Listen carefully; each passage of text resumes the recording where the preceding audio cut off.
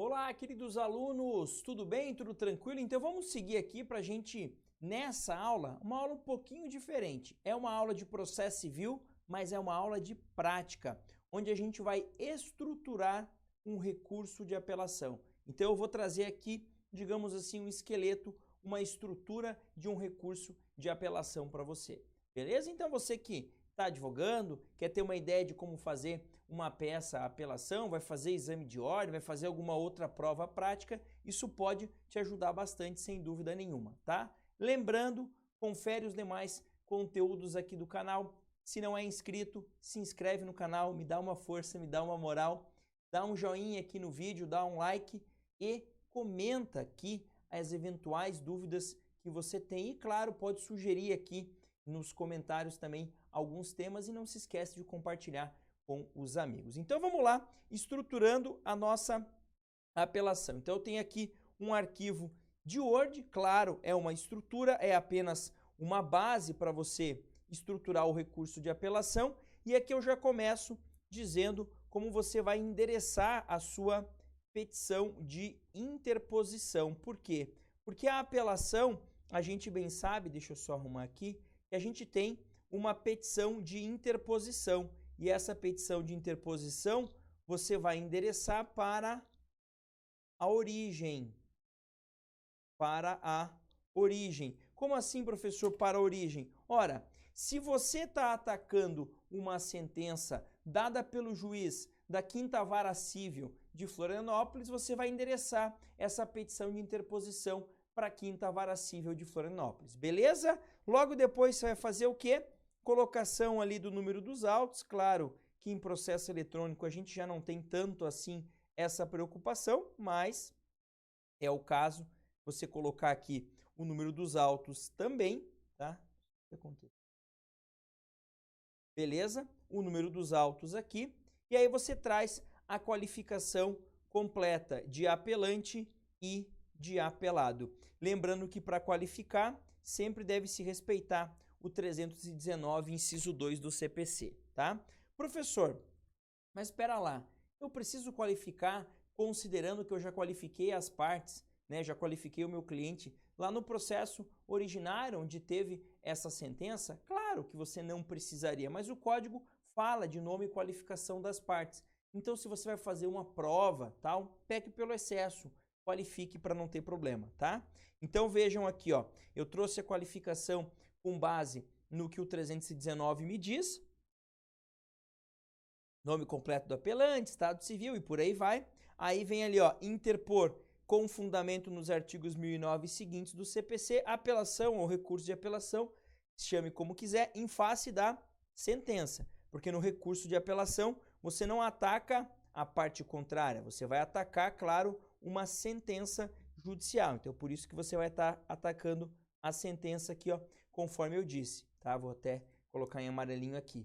Proferida nos autos em epígrafe por quê? Porque você já mencionou o número dos autos aqui, tá? Em que o apelante, que é você, litiga com, e aí a qualificação completa do apelado, tá? Professor, e o que eu peço para esse juiz? Gente, esse juiz, no CPC 2015, ele não faz nada. Ele intima a parte para contrarrazões e remete os autos ao tribunal competente para julgamento. Se é Justiça Estadual, para o TJ, se é Justiça Federal, ele manda para o TRF respectivo. Lembrando que se for uma apelação contra sentença que indeferiu a petição inicial ou contra sentença que julgou liminarmente improcedente os teus pedidos, aí ele pode exercer o chamado juízo de retratação. E aí você pediria para ele fazer aqui o juízo de retratação, tá?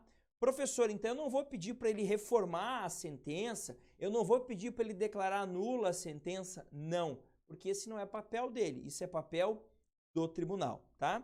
Então você fecha, faz esses dois pedidos aqui, intimação para contrarrazões, remessa dos autos ao tribunal, eu deixei 3 pontinhos porque eu não sei qual é o tribunal, para julgamento do presente recurso e fecha a nossa petição aqui, tá? Aí local, data, advogado, OAB, estado. Eu coloquei aqui atenção com prazo pelo seguinte, se você for fazer uma prova muitas vezes o teu examinador ele diz assim para você, olha, coloca como data do teu recurso o último dia do prazo. E aí você vai ter que contar o prazo para fazer isso daqui. Beleza? Fechamos aqui a nossa petição de interposição. Ela é simples, ela é muito simples, porque eu estou apenas interpondo o recurso que vai ser enviado, né? Que esse juiz da causa vai determinar a parte contrária para que responda a esse recurso e depois vai enviar isso daí lá para o tribunal, tá? Aí a gente chega na segunda petição, que é a petição de razões, tá? Eu enderecei aqui, claro, é um exemplo só, né, gente? Para o Egrégio Tribunal de Justiça do Paraná. Estou trabalhando com esse exemplo aqui. Então você endereça a um tribunal. Coloquei os dados principais aqui, apelante, apelado, aí da onde que vem, origem, autos, número e juízo, uma breve saudação, nada, não precisa ter muita coisa, isso aqui é meio que de praxe, e a gente já entra na questão dos fatos aqui, tá? Professor, o que você narra nos fatos? Olha o que eu coloquei ali, ó. Apresenta-se um breve resumo dos fatos ocorridos no processo. Deve-se obrigatoriamente narrar os pedidos do autor e os seus fundamentos, a defesa do réu e os seus fundamentos também, né, o que ele trouxe, e outros fatos importantes do processo, como os fundamentos importantes do réu e também o contido na sentença. Inverti aqui, era para colocar. Defesa do réu mais fundamentos e outros fatos importantes do processo e, claro, por fim, o contido na sentença. A ideia, gente, é que o tribunal, ao ler o teu recurso de apelação, ele saiba basicamente o que de mais importante aconteceu. Ele sabe o que o autor quer e quais são os fundamentos que o autor trouxe para fazer esses pedidos. Ele sabe quais são os argumentos que o réu trouxe de defesa, toda a fundamentação. Ele sabe o que mais importante aconteceu. Normalmente, as provas que foram produzidas você narra ali, que são as mais relevantes. E, por fim, você conta para ele o que a sentença disse. Claro, de uma forma resumida, de uma forma enxuta. E eu coloco aqui, ó, que é recomendável dividir os fatos em tópicos. Eu sempre digo, quando você faz uma peça processual, um recurso ou uma petição qualquer, o teu grande objetivo é convencer o juiz a fazer algo que te interessa, algo que vai te fazer bem, que vai fazer bem para o seu cliente. Então, se você apresentar um texto para ele de, sei lá, 10 páginas corrido, provavelmente ele vai começar a ler aquilo, vai se cansar, vai se perder e talvez a análise não seja a mais adequada. Se você divide em tópicos e até dá nome para esses tópicos, então, do resumo dos pedidos iniciais, resumo da defesa do réu, resumo das provas produzidas, do contido na sentença, ou seja, o tribunal consegue ler isso com calma e entender o que está acontecendo. Então, essa divisão em tópicos pode auxiliar bastante. A lei obriga a fazer isso? Não, a lei não obriga. Gente, a peça processual, a lei traz alguns requisitos. Como você vai fazer isso é muito questão de estilo. Eu estou aqui expondo o estilo que eu adoto. Você não é obrigado a copiar, mas é um estilo que é correto, é um estilo que segue o regramento, é um estilo que, se você quiser usar para o exame de ordem, também vai te auxiliar, por exemplo, tá? Aí, alguns tópicos sobre pressupostos recursais, tá? Eu já gosto de colocar esses dois aqui em especial, porque muitos dos meus alunos são alunos da graduação, são alunos que estão fazendo o exame de ordem ou são alunos que pensam em fazer exame de ordem. E a OAB, sempre que cobra recurso de apelação, ela acaba pontuando a questão do cabimento e a questão da tempestividade. Então é interessante você mostrar que o seu recurso é cabível e mostrar que ele é tempestivo. Prof, se na prática, como advogado, eu não fizer isso, tem problema? Não. Na prática, eu sempre digo, você não precisa demonstrar que o teu recurso é cabível, ele tem que ser cabível. Não precisa mostrar que o seu recurso é tempestivo, ele tem que ser tempestivo. Mas numa prova, é legal você mostrar esse conhecimento. Então, ó, do cabimento da apelação. Quando que cabe a apelação? A apelação é cabível quando você ataca uma sentença. Então, você precisa demonstrar que essa decisão judicial é sentença, lá nos termos do artigo 203, parágrafo 1º do CPC, e que por essa razão a apelação é cabível nos termos do 1009. É justamente o que eu coloco de informação aqui nesse parágrafo. Ó, neste tópico, deve ser demonstrada a razão do cabimento do recurso de apelação. Para isso, deixe claro que a decisão é uma sentença e que, portanto, o recurso cabível é o de apelação, tá? 203, parágrafo 1º e 1009 do CPC vão tratar disso daqui, tá? O próximo tópico que eu disse para vocês é o da tempestividade. Repito, você como advogado não precisa ficar mostrando que o teu recurso é tempestivo. Ele tem que ser tempestivo. Numa prova, às vezes eles exigem que você faça isso. Então faça, não custa. Aqui basta lembrar que a apelação tem prazo de 15 dias, então você demonstra, olha, a decisão foi publicada em tal data, eu fui intimado em tal data, contando-se os 15 dias úteis previstos ali no 1003 do Código de Processo Civil, parágrafo 5º do 1003, o prazo de 15 dias está atendido, tá? Então, questões formais bem tranquilas, tá? Aqui no item 4, aí já é algo diferente. Por quê?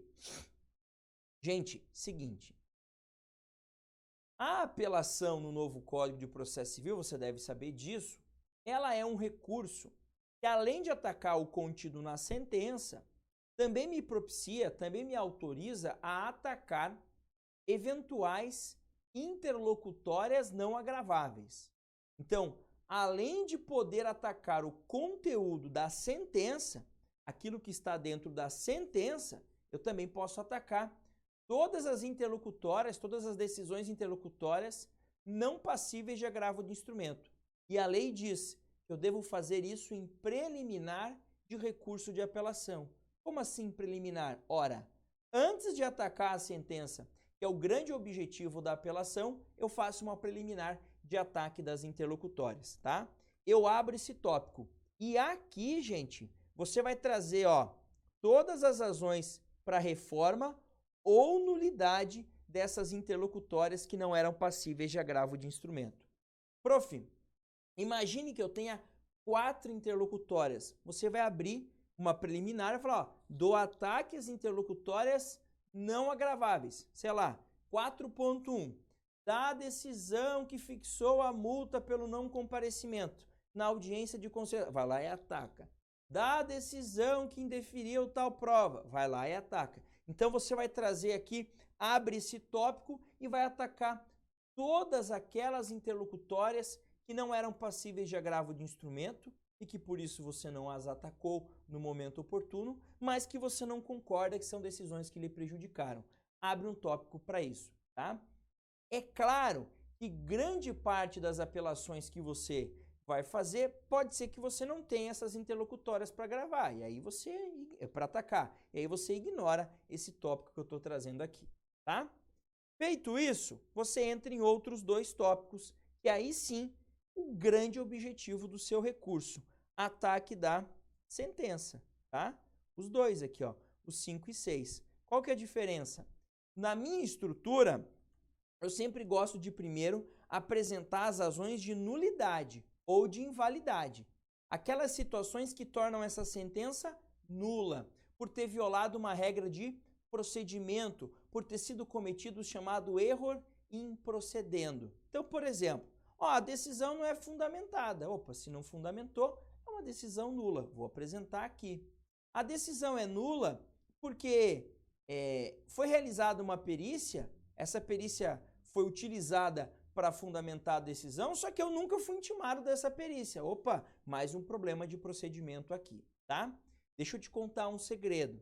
É muito mais comum razões para reforma do que nulidade, porque a tendência é que as sentenças cumpram os requisitos procedimentais, tá? Então, é mais raro num processo judicial, ou pelo menos deveria ser mais raro num processo judicial, erros de procedimento. Porque erro de procedimento não é uma questão subjetiva. Ele violou uma regra do procedimento. Tem que fundamentar, ele não fundamentou. Tinha que ter ouvido a parte, ele não ouviu a parte. Diferente das razões de reforma, que aí tem a ver com erro de julgamento, ou a expressão latina, né? Error in judicando. Qual que é a diferença? No erro de julgamento, não é que o juiz errou em relação ao procedimento, só não concordo com a decisão dele. Olha, ele fundamentou, Ele entendeu que cabia um dano moral de 10 mil. Eu entendo que caiba um dano moral de 20. Foi isso que eu queria. Beleza. Não tem nenhum problema com o procedimento, mas sim com, entre aspas, a justiça da decisão. Ele entende que 10 mil é suficiente para reparar os meus danos, e eu entendo que 10 mil não é suficiente, por isso eu vou apontar o erro dele. Ele entendeu que aquela prova produzida não era suficiente para convencê-lo de tal dano. Eu entendo que é suficiente. Beleza, é um erro de julgamento, né? Ele dá um valor para a prova, eu dou um valor diferente. Ele julga de um jeito, eu julgo de outro jeito na minha cabeça. E a ideia aqui é atacar nesse sentido, tá? Pode ser que eu tenha numa mesma sentença os dois? Sim, pode ser que numa mesma sentença a decisão seja não fundamentada e, além de não ser fundamentada, ainda é uma decisão que me prejudicou, eu não concordo com ela, eu acho que o juiz não poderia ter decidido dessa forma. Ele não fundamenta porque dá dano moral de 10, tá? Ou seja, é nulo, e além disso eu acho que 10 é pouco, então também é caso de reforma. Então, você sempre vai ter essa possibilidade de apresentar razões de nulidade e razões de reforma. E isso pode ser, gente, sempre parcial. Pode ser que uma parte da decisão você acha que seja passível de nulidade, uma outra parte passível de reforma, tá? Feito isso, você fecha aqui a sua apelação. Eu tinha colocado 8 dos requerimentos, né, da conclusão, do pedido, chame como quiser.